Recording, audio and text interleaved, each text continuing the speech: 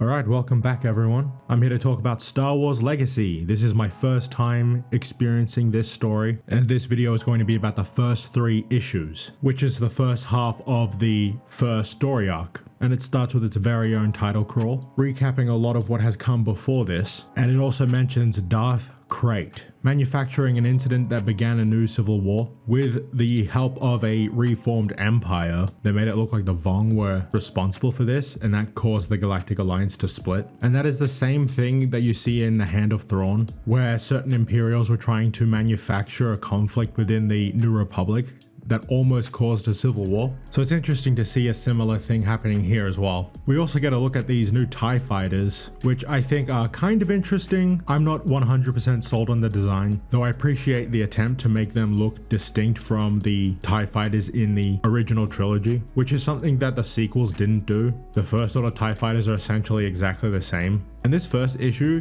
starts with what is essentially a Jedi purge, and we're introduced to the main character Cade, who is a Padawan at this point. Then we have the Jedi Master Wolf, who is Cole Skywalker's previous apprentice and now Cade's master, and Cade's father, who is Cole Skywalker. And they're under attack by the Sith Order, led by Darth Nihil? I don't know how to say that name. Who is the Hand of Crate, I suppose you could say.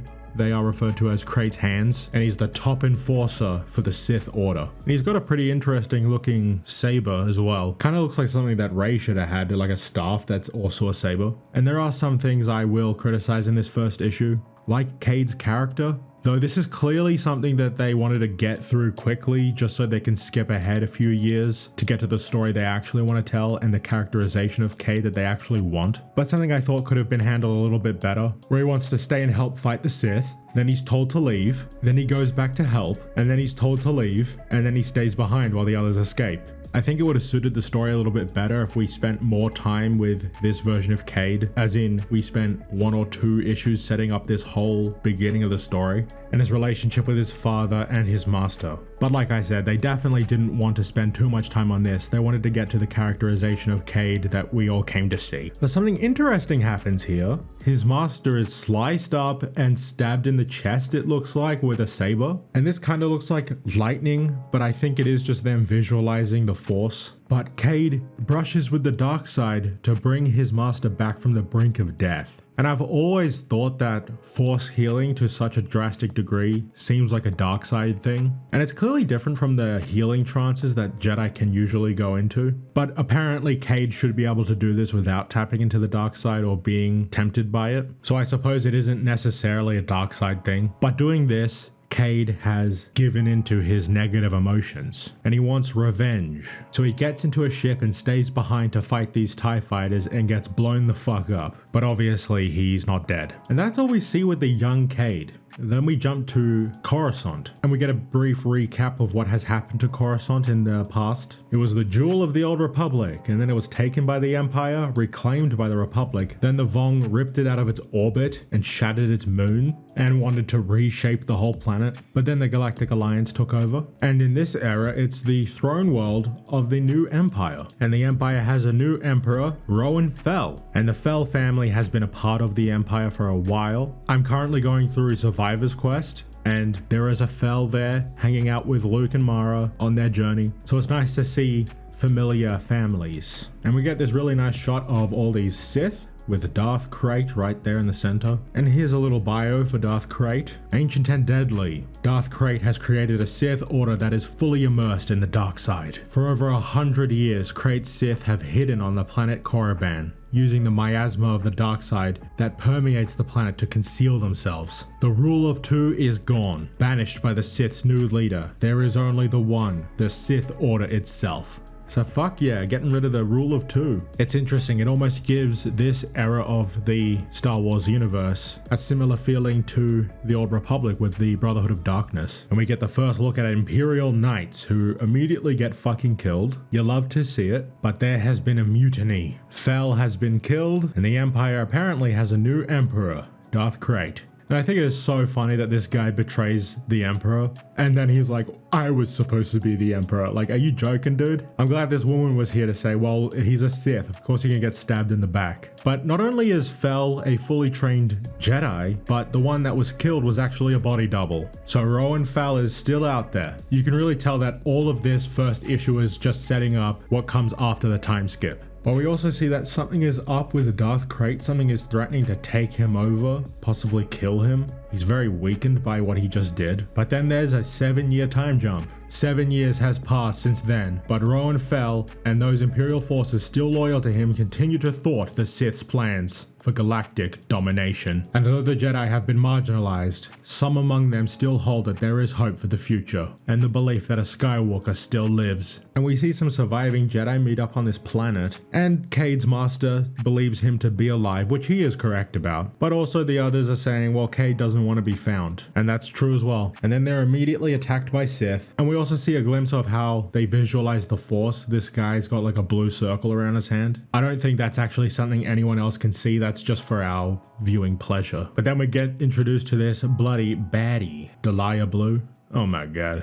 We get our first look at Cade after the time skip, and he looks tragic. Currently operating as a bounty hunter. They're after one person, but then a Jedi was here and he freaks out thinking they're after him, and then they get both of them. And before Cade's friend Sin kills the Jedi, Cade uses the Force to throw this other dude into him, so they have to take the Jedi alive. And I was actually kind of surprised by this. I thought Cade was going to let the Jedi be killed, but I'm glad that he actually stopped him from being killed. But don't let that fool you into thinking Cade Skywalker is not a scumbag, because I'm pretty sure he is. And then we get introduced to another baddie. Oh my god, oh my god. You ain't seeing these babes in Disney, I'm telling you that. She was trained in the ways of the Sith, and then she immediately is told to kill her master, and she does it without thinking twice. And then she's given the name Darth Talon, and oh my god. Alright, I need to calm down for a sec. But she's sent after Fel's daughter, a princess. And we see her take on another Imperial Knight who also gets fucking killed immediately.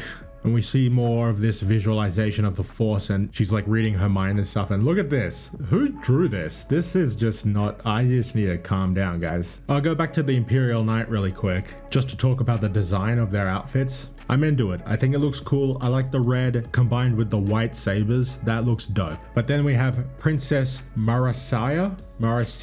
How do I say these fucking names? All these names end with this IAH. Get some fucking new names. I'm just gonna call her Mara. But she's accompanied by a Twi'lek called Astral, who's also a baddie. Hell yeah, dude. And they're on the run being chased by Darth Talon. And while that's going on, Cade is having to deal with this Jedi, a Jedi that senses the Force within Cade as they plunge into sewage together. And then we get a look at Rav, and he looks like a fucking absolute beast. Not only does he take the Jedi and the guy that they were sent for, what does he give Cade as payment?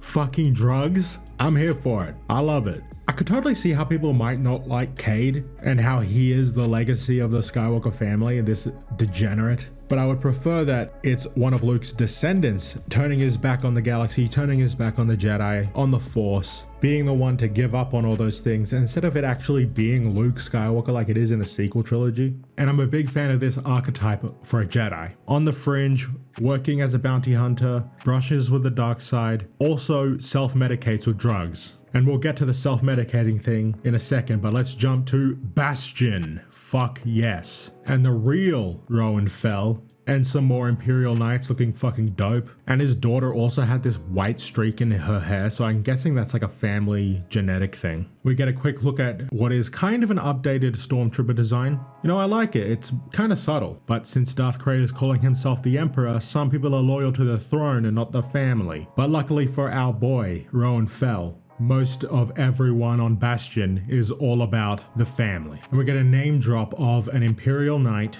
Master Antares Draco, who is the leader of the Imperial Knights. And he is someone who would give his life for the Emperor. And I've been rocking the Griffith look for a while, but if I change my appearance and my layout to Draco, don't be surprised. And then we get to see some good old drug use in Star Wars. Fuck yeah. Death sticks, man. Fucking hell. Someone help this man. Someone get this guy. And someone does. It's Luke Skywalker's ghost. I don't know how I feel about his ghost showing up. I always knew that this was a thing that happened at some point in the EU. Did not expect it to be so quick. and I didn't expect them to have such a long conversation. And I'm a little worried about this because I prefer when Force Ghosts don't really show up, though if this is the only time he does, then fair enough. But this is where we learn that Cade is doing death sticks to cut himself off from the Force to stop himself from seeing Luke Skywalker. And Luke is trying to get him to embrace his Jedi responsibilities. And this man Cade is actually a fucking psycho.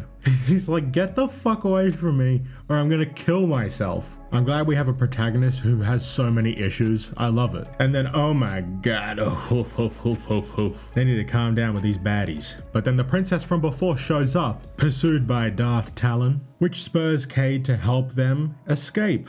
And because Cade is actually a scoundrel, he plans on taking the princess to her father, then handing them both over to the Sith. Or at least he says that's the plan. I wouldn't be surprised if he was lying, or he just changes his mind. That's the end of these first 3 issues, and I honestly enjoyed it. I thought it was a lot of fun. I like the aesthetic, I like Cade as a character, and I've always been a big fan of the Empire and the Imperials, so I'm glad they're still around. Glad we get to follow these characters. And let's just go over some extra info we get about the setting. Here are some stormtrooper designs. And we also know that non-humans serve in the Empire now, and they have special helmets to suit their alien physiques. In Survivor's Quest, we are introduced to alien stormtroopers for the first time. And here it says Darth Talon's tattoos were earned in ritual combat inspired by Krayt himself. And the Twi'lek that is with the princess actually has a twin brother who is a Jedi, who was Cole Skywalker's Padawan and Cade's friend. And Cade's ship is called the Minok, which is named after creatures that feed on energy within the power cables in the ships. And here's more info on Darth Krayt.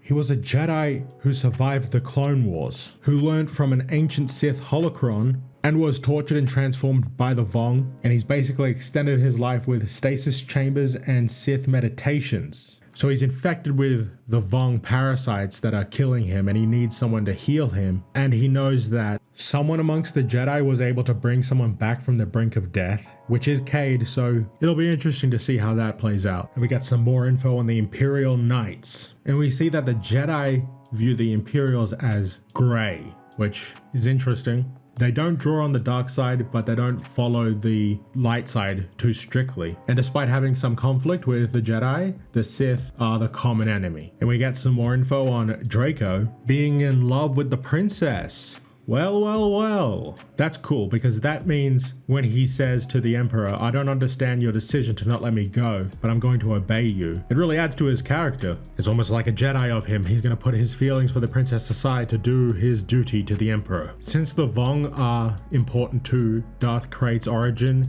and the state of the galaxy that it's in, I wonder if they're going to be a big part of this story going forward. And I'm excited to continue this in part 2. I've had a lot of fun going through these first 3 issues, and I'm happy to experience a new era of Star Wars for the first time. I hope you guys enjoyed this first look into Star Wars Legacy with me. Thank you for watching, thank you for listening. Be sure to like and subscribe, and I'll see you guys later.